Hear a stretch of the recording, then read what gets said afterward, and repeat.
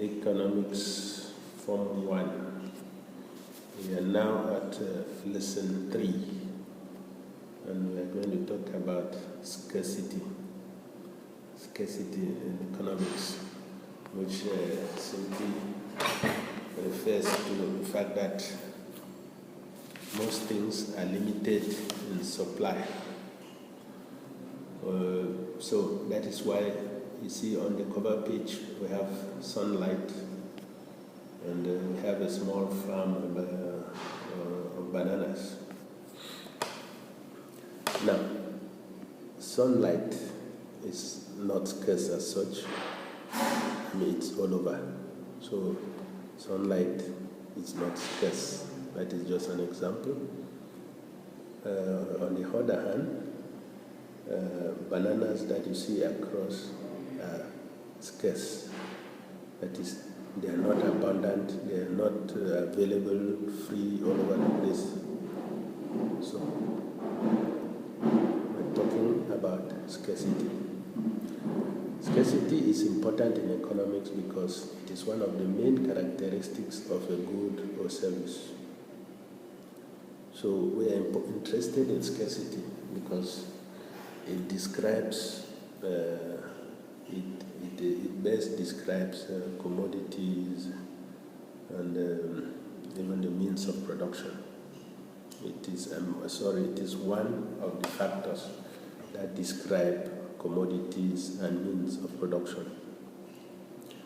We pay for goods and services because they have utility and they are scarce. If a good is not scarce, you will not need to buy it. It will be freely available. We talked about that sunlight. How many people have you seen actually removing money to buy sunlight? Except, well, we don't know whether this can happen anywhere. If you look at the sea, if you go and sit by the sea, by the shore of the sea, how many people will you find buying water? Buying sea water rather, not water, buying sea water. It is free, it is readily available, and you don't need to pay for it. It is not scarce. If you take another example, bananas. If bananas are scarce or are not scarce, they will be available to everybody and at what quantity you want. The bananas will have utility, quite okay. They will satisfy a want, quite okay. But the fact that they are not scarce makes them freely available. So if you produce bananas, nobody will buy them because they can have them for free. So as you see, we were talking about using these words in economics and using them in English. We are insisting on this word scarcity to show that if something is not limited in supply, it cannot be considered as a good or a commodity because it is there, it is free. It does not really have economic value. So you see, like the sunlight is there, the rivers, if you go to a river, the water is there, you can carry as much of it as you like. So you see that difference. If we talk about water, it is when water is bottled now under certain conditions that it can be sold, that is when it becomes a commodity. At this level, it is not scarce and it cannot be a commodity. So we look at scarcity and supply. Scarcity and supply. The volume of supply depends on the means of production, and these means are scarce. If they are not scarce, then they are not considered as, in economic terms, as commodities. As we said, sunlight is free. So when you are looking at production cost, you don't consider sunlight.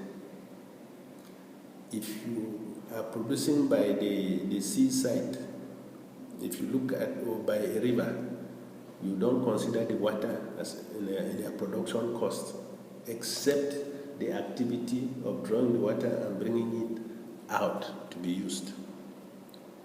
So supply, thus, in economic terms, supply depends on scarce means.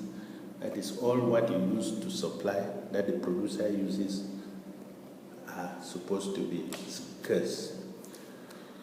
The goods and services that he makes available through production are therefore scarce, because he uses scarce means to produce. And since they are scarce, this compels the consumers to compete for the goods and pay for them.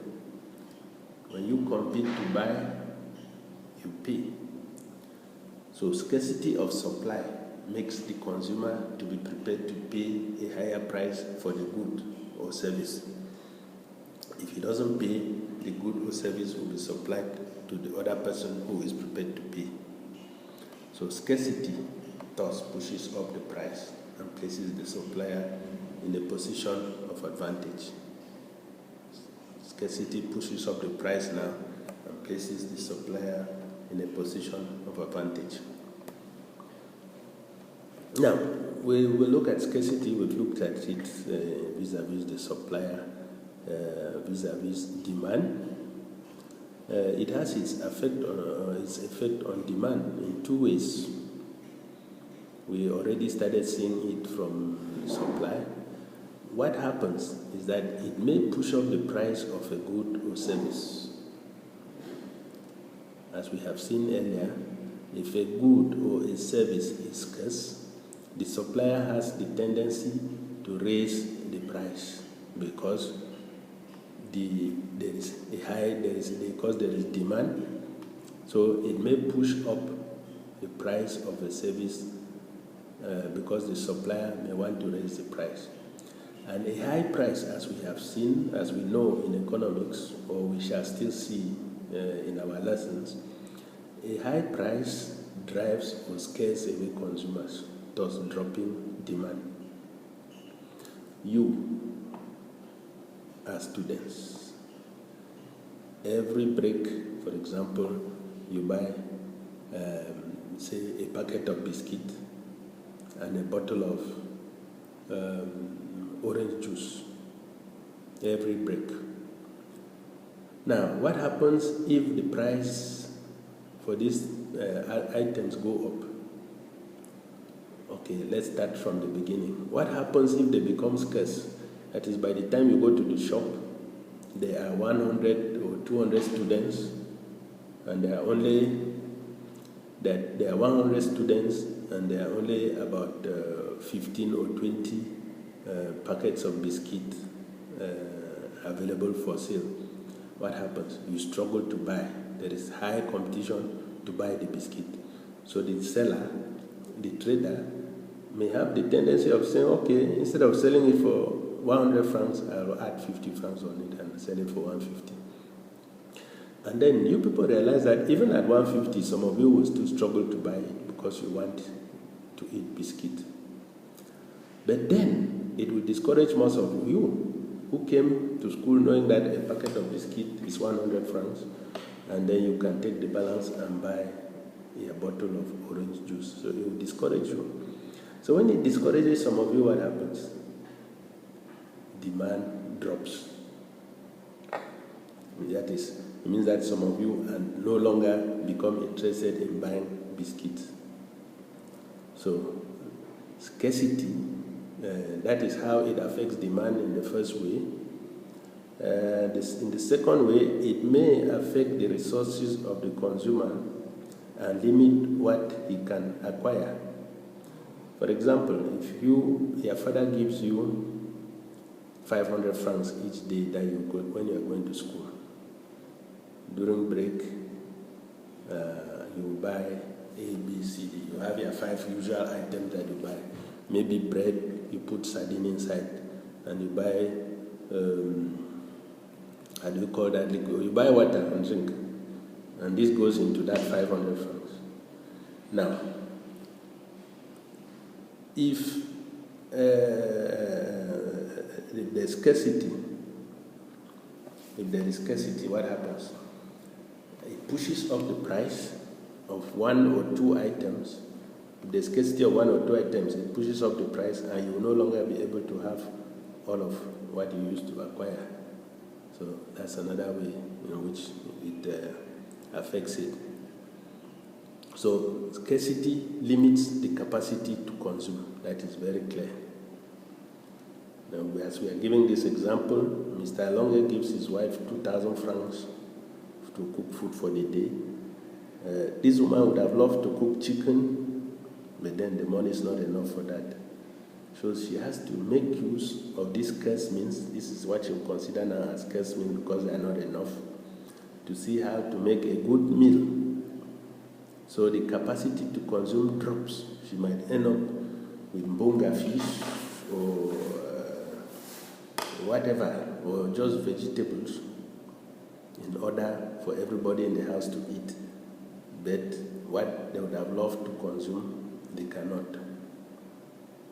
So that is what you have.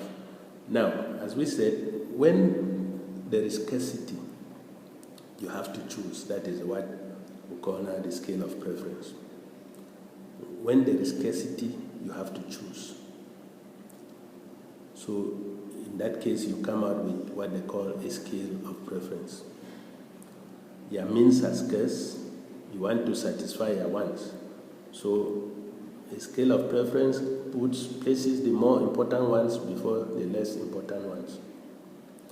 So your wants could be limited, but the means unlimited, because wants are unlimited, as you know, but the means to satisfy them are limited.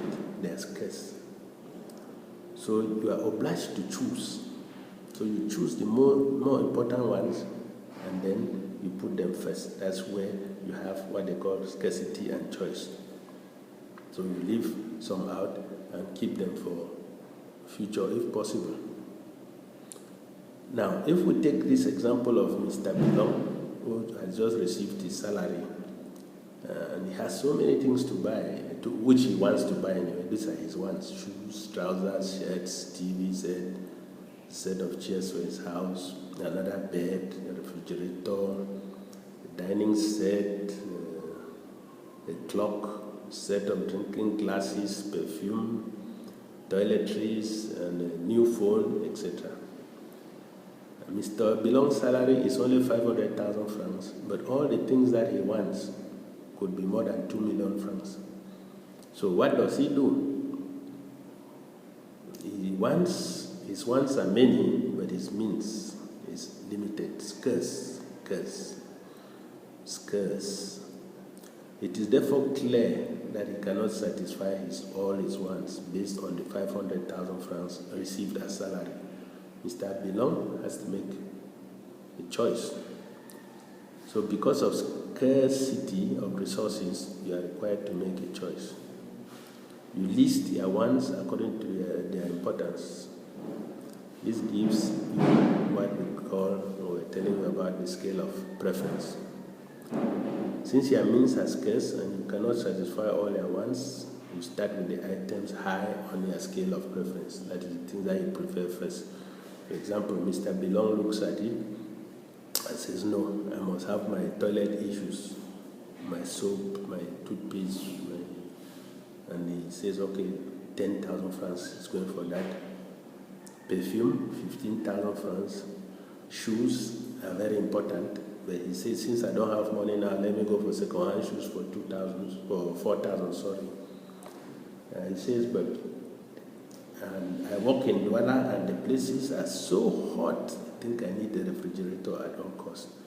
So he puts a refrigerator at 200,000 francs.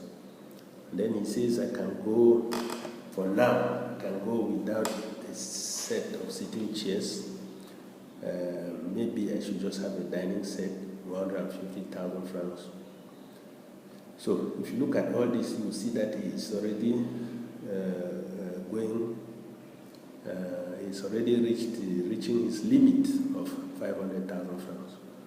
So according to him, these are things that he should have first. Now, so we have seen that with their scale of preference, it means that you make choices. So there are things that you buy first, then you leave the others either for tomorrow or you forgo them. So in economics, there is another term that comes in here, which is called the opportunity cost. The opportunity cost. So in economics, they consider it as the real cost of what you have acquired, or the true cost, or the foregone cost. It means that the cost of a bottle of beer, that is the real cost or the opportunity cost of a bottle of beer that you are drinking now, is possibly that fish that Madame had to put in the soup in the house, and you preferred but to drink your beer. Yeah, that is general. Say you take, there are men who do it, you take 5,000 francs and you calculate, how do I give all this to Madame? Madame has to cook food for you, your children, so you tell her, no, you don't need to put meat in that food, simply because you want to drink your beer. So the opportunity cost of that beer that you are going to drink is that meat that they forgo, that the foregone meat, that is the meat that was not put in that soup. So I hope that is clear. So that is what we know as opportunity cost. It is the real cost, the true cost, or the foregone cost. It is actually the alternative that you give up in favor of the acquired commodity. For example, if I have 50,000 francs, I want a phone, and the phone costs 45,000. I want a pair of shoes, it costs 50,000. I want a shirt, it costs 35,000. I want a pair of trousers. So what do? I now look at one and I buy, and the second, that is the closest alternative. For example, if out of all these things, I come down to a phone or a pair of shoes, I say I will either get a phone or a pair of shoes. If in the end I get a phone, it means that the opportunity cost of that phone is the pair of shoes that I did not buy. So it is like choosing between A or B. If you choose B, then A is the opportunity cost. A is the opportunity cost. Opportunity costs occur in different situations. That is, we have these things occur. I've given you examples of choosing between two items that you want to buy. But while if we look at two activities, for example, I love football very much. Maybe you do too. And there is this match that is going to take place between the Young Sports Academy, and they're going to play against one club from abroad. It's a very important match that everybody wants to watch. Unfortunately, it is coming at the same time that my cousin had programmed his wedding. And the match is taking place at 4 p.m. The wedding is taking place at 4 p.m. in a different location. So what do? Both occasions are at the same time, so I have to give up one because of the time constraint in order to go to the other. So the one that I give up is the opportunity cost of the other one, of having enjoyed the other one. So if that is clear, we have again opportunity costs, like when you want to invest. If you have some money now and you are thinking of investing in a taxi or building a house, that should I use this money and buy a plot, or I should rather put a taxi on the road? Finally, you decide to put a taxi and give up buying the plot. So the plot now becomes the opportunity cost of your having bought the taxi. Then before we have the final one, which is what we already have, If you are choosing between a shirt and a trouser, what guides you there is the utility. How useful is this trouser going to be over the shirt? So there we have our opportunity cost. So for further reading, you could check on Whitehead, Economics Made Easy. Then you can check on Prendapan Musa, Economics, The Beginner's Companion.